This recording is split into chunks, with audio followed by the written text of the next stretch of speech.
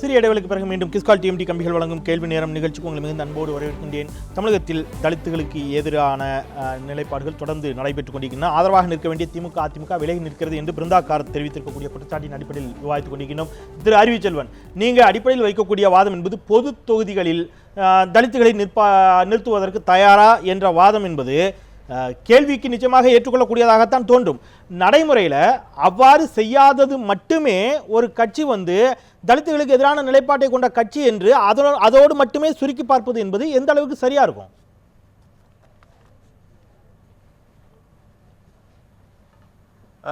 மரியாதைக்குரிய ஐயா வைத்தியலிங்கம் அவர்கள் ஒரு பழுத்த பகுத்தறிவாதி என்று இத்தனை நாள் நம்பிக்கொண்டிருந்தேன். ஐயா மீது இருக்கிற ஒரு அளப்பரிய நம்பிக்கை அடிப்படையில் சில கேள்விகளை கேட்க விரும்புகிறேன். பெரியாரிவாதியாக கேட்க வேண்டிய கேள்வியை ஒரு கோட்சைவாதி போல் ஒரு கேள்வியை கேட்கிறார். இந்தியாவுக்கு இருக்கக்கூடிய மனு தர்மவாதிகள் கேட்கிற கேள்வி, 69% இடஒதுக்கீடை பிற்படுத்தப்பட்ட தாழ்த்தப்பட்ட மக்களுக்கு நாங்கள் கொடுத்து விட்டோம், மீதி இருக்கிற 31% இடஒதுக்கீடு இடத்தை ஃபார்வர்ட் கேஸ்ட் என்று சொல்கிற முற்போக்கு சாதிகளுக்கு கொடுங்கள் என்கிற வாதத்தை வைக்கிறார்கள். அந்த வாதத்தை திராவிட முன்னேற்ற கழகம் ஆதரிக்கிறதா? முதலில் பொது இடம் என்பது அது குறிப்பிட்ட சாதிக்கான இடம் இல்லை. இடஒதுக்கீடு என்ற நோக்கமே முதலில் இத்தனை ஆண்டு காலம் தாழ்த்தப்பட்டு ஒடுக்கப்பட்டு நாய்கள் போகிற விதியில் இந்த மனிதன் நடக்க உரிமை இல்லையா என்ற கேள்வி இருந்தபோதுதான் இடஒதுக்கீடு என்ற சித்தாந்தமே பிறந்தது. ஆனால் என்னுடைய கேள்வியில் அறிவுச்செல்வன் என்னுடைய கேள்வி புரியுது. நான் நேரடியாக கேள்வி கேட்கிறேன். திரு அறிவுச்செல்வன் நான் நேரடியாக கேள்வி வச்சுகிறேன்.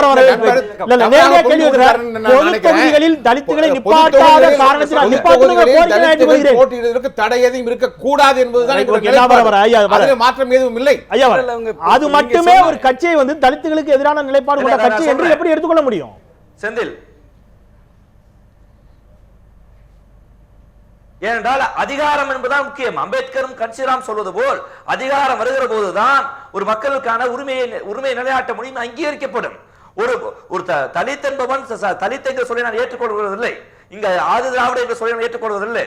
தமிழ்குடி அந்த ஆதி குடியை போய் ஒரு ஒதுக்கீடு தொகுதியில் நிறுத்தினால் மட்டும்தான் வெல்ல முடியும் என்கிற ஒரு சாதிய பாகுபாடும் இன்னாருக்கு இன்னார் என்று எழுதி வைத்த பாகுபாடுதான் அந்த மனநிலையை தான் நான் கேள்வி வைக்கிறேன்.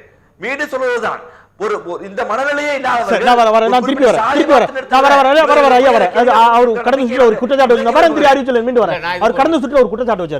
தலித் இயக்கங்கள் குறிப்பாக மாஞ்சோலை தேயிலை தோட்ட தொழிலாளர் பிரச்சனை முன்வைத்து நடைபெற்ற போராட்டம், தாமிரபரணி படுகொலைகளுக்கு பிறகு புதிய தமிழகம் கட்சி மிகப்பெரிய அளவிலே அவர் ஏற்கனவே அரசியல் நீண்டகால அனுபவம் இருந்தாலும் புதிய தமிழகம் கட்சியாக உருவெடுத்து அது ஒரு பெரிய இடத்தை பெறுகிறது. மேலவளவு படுகொலையை தொடர்ந்துதான் விடுதலை சிறுத்தைகள் ஒரு மிகப்பெரிய இடத்திற்கு வரக்கூடிய சூழல். ஆனால் இவ்வாறெல்லாம் வந்த தலித் இயக்கங்கள் இதே திமுக அதிமுகவோடு மாறி மாறி கூட்டணி வைத்து அவர் ஒரு கடுமையான வார்த்தையை பயன்படுத்துகிறார். தலித்துகளை அடகு வைத்து விட்டார்கள் அப்படிங்கிற ஒரு வார்த்தையை பயன்படுத்துகிறார். தலித் இயக்கங்கள் தான் பிரதான பிரச்சனையே. அவர்கள் திமுக அதிமுகவோடு கூட்டணி வைத்து தங்கள் அரசியல் லாபங்களுக்காக செய்யக்கூடிய அரசியல் தான் தலித்துகளுக்கான இது போன்ற நிலைக்கு காரணங்கிற வாதத்தை நீங்கள் எப்படி பார்க்குறீங்க? முதல்ல நான் காசிநாத பாரதிகிட்ட தொடங்கிடுறேன். அவர் சொன்னார், இங்கே அதிமுக திமுக போன்ற கட்சிகள் இருந்ததுனால தான் என்னை போன்றவர்களும் படித்து வந்ததாக சொன்னார். அதில் அதிமுக திமுக அல்ல, பெரியார் போன்றவர்கள்.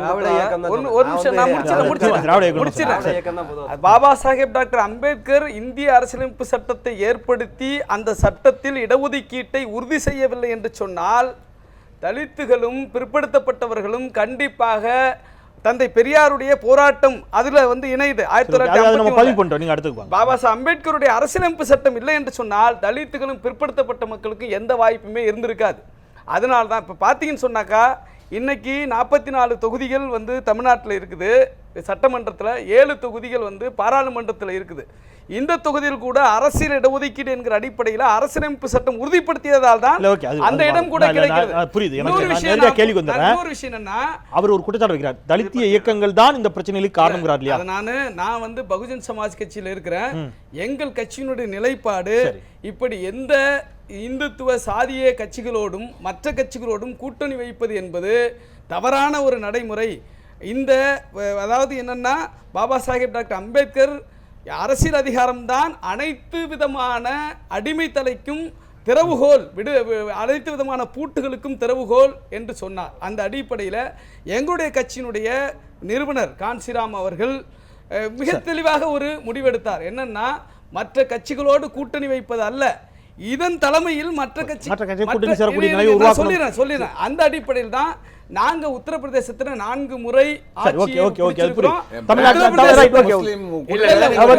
புரியுது. உத்தரப்பிரதேச புரியுது, ரைட், ஓகே. நாங்க எல்லாருக்குமான பங்கை கொடுத்திருக்கிறோம். இன்னொரு விஷயத்தை மட்டும் பதிவு பண்ணிடுறேன். இவங்க ஐயா சொன்னது வன்மையாக கண்டனத்திற்குரியது. அதாவது வாய்ப்புகள் மறுக்கப்பட்டு ஓரத்தில் தள்ளப்பட்டவர்களுக்கு வாய்ப்புகள் கொடுக்கப்படுவது என்பதுதான் இடஒதுக்கீடு. ஆனால் அவர்கள் பொது இடங்களில் நிற்பது என்பது மற்றவர்களுடைய உரிமையை பறிக்கிற செயல் என்ற இந்த சொல்லு மிகவும் வெளிப்படுத்துகிற ஒரு சொல்லு. இன்னும் ஒரே ஒரு கேள்வி கேட்கிறேன். நான் கேட்கிறேன், இந்த திமுகவும் அண்ணா திமுகவும் நிலப்பகிர்வை தலித்துகளுக்கு கொடுத்திருக்கிறது.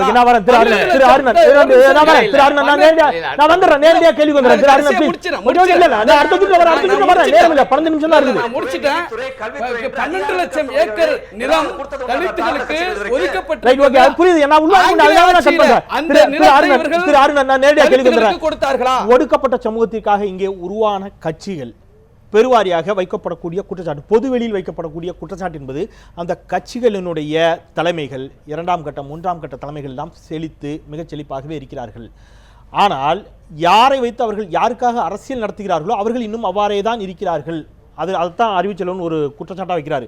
இவர்கள் மாறி மாறி பயனடைந்து விட்டார்கள், ஆனால் அவர்களுக்கான உரிமைகளை மீட்டுத் தருவதில் இவர்கள் தவறிவிட்டார்கள் அப்படிங்கிற குற்றச்சாட்டை நீங்க எப்படி பார்க்குறீங்க? இல்லை, நான் அடிப்படையான எங்களுடைய தலைவர் எழுப்பிய அந்த கேள்வி இருக்கு பாருங்க, அது ஒரு மையமான விஷயம். திமுகவும் சரி அதிமுகவும் சரி தலித் மக்களை கைவிட்டு விட்டன என்கிற அந்த குற்றச்சாட்டு பாருங்க, அது இவருடைய பேச்சிலிருந்தே வெளிப்படுது.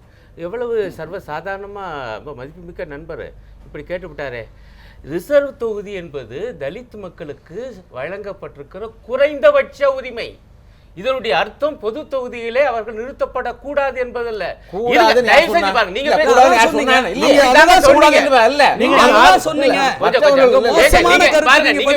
பொறுமையா கேட்டேன்.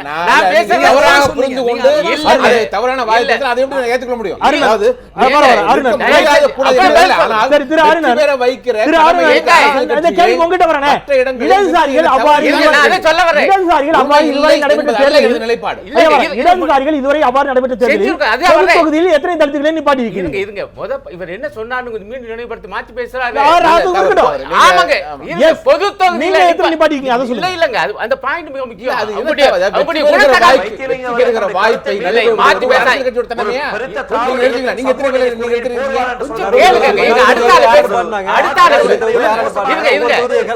நான் என்ன கேக்குறேன், அவங்க பொது தொகுதியில் அவங்களை நிப்பாட்டினா மற்றவர்களுடைய உரிமையை பறிப்பதுன்னு சொல்லுவது என்பது படு மோசமான காலத்திலே சொல்ற கேளுங்க. தோழர் எஸ்.ஏ. தங்கராஜ் அவர்களை திண்டுக்கல் பொது தொகுதியிலே நிப்பாட்டி வெற்றி பெற வச்ச கட்சி மார்க்சிஸ்ட் கம்யூனிஸ்ட் கட்சி. இன்று இல்ல, இப்பொழுதும் கூட பீமாராவ் அவர்கள் எம்எல்ஏவா இருக்கார் பொது தொகுதியில இருந்து. ஆக இத்தனை எங்க சக்தி எவ்வளவுன்னு தெரியும். அவர் தான் சொல்றாரு உங்க சக்தி எவ்வளவுதான். அதுக்குள்ளே ஏங்க அப்பவும் ஒரு திராவிட கட்சியோட கூட்டணியில நின்று தான் ஜெயிச்சீங்க. இருங்க, அப்பவும் பொது தொகுதியில தலித் குடும்பத்துல பிறந்தவரை ஜெயிக்க வச்சிருக்கோம்ல, நீங்க அப்படி ஜெயிக்க வச்சீங்களா? அதை விட மிக அடிப்படையான விஷயங்க. நான் என்ன கேட்கிறேன், தமிழ்நாட்டில் நீங்க ஒட்டுமொத்தமா நிலைமையை பார்க்கணும். ஏற்கனவே தென் மாவட்டங்களில் தலித் மக்கள் கொடுமையாக கொலை செய்யப்படுகிறார்கள். நெல்லை மாவட்டத்திலும் தூத்துக்குடியில மட்டும் சமீப காலத்தில் 150 படுகொலைகள். ஏற்கனவே வடக்கே இளவரசனுடைய கொடூரமான மரணம். இப்ப என்ன நிலைமை மோசமா போச்சுன்னா, மேற்கு மாவட்டங்களிலும் தலித் மக்கள் படுகொலை செய்யப்படுகிறார்கள். அதே போல கௌரவ கொலைகள் என்கிற அந்த கொடூரமான சாதி ஆணவ கொலைகள் தமிழ்நாட்டிலே பெரிய இந்த 2 கட்சிகளும்